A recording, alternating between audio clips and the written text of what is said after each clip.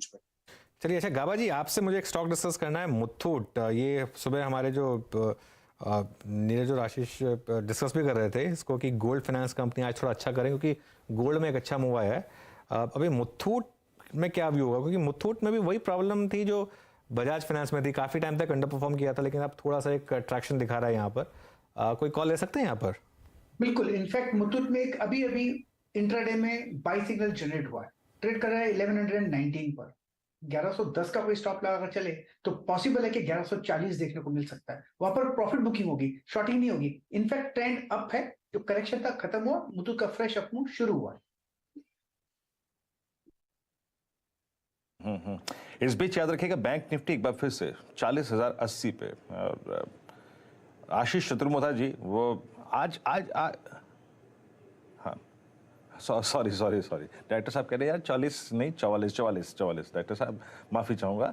ये इंडसइंड बैंक आज आंखों में बार बार अगर आप देखें आगे आ रहा है, और इस बीच इंडसइंड बैंक लीड दे रहा है। और इंडसइंड बैंक का जिक्र आशीष मैं इसलिए कर रहा हूं क्योंकि इंडसइंड बैंक जो है वो मार्च 2020 के बाद की जो जितनी भी सप्लाई ट्रेजेक्टरी थी टुवर्ड्स 1240, 45, 47, 50 उसको क्रॉस करने की तैयारी कर रहा है। दो स्टॉक्स पे व्यू दीजिएगा इकट्ठे, और दोनों आपके अगर आप देखें रीड किए हुए हैं, इंडसइंड बैंक और state bank of India, both at day high.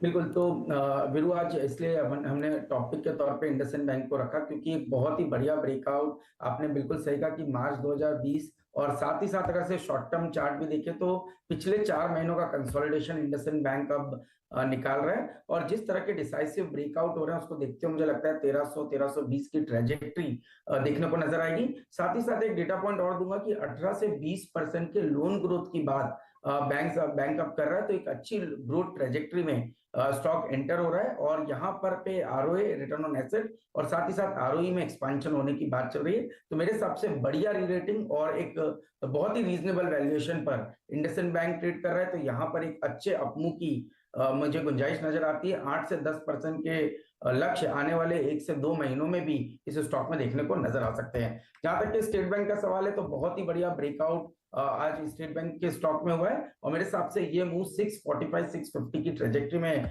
जाएगा। तो एक फ्रेश ट्रेड के तौर पर 615 का स्टॉप लॉस लगाकर स्टेट बैंक ऑफ इंडिया में खरीदारी करनी चाहिए। 645 650 की अपसाइड इस मूव में एसबीआई के अंदर में देखने को नजर आ सकती है। ओके, चलिए देखिए, अब मूव स्टार्ट हो गया बैंकों में। सुबह क्लियरली आईटी में मूव आया पहला, लेकिन अब मूव आ रहा है बैंकों में। एसबीआई बहुत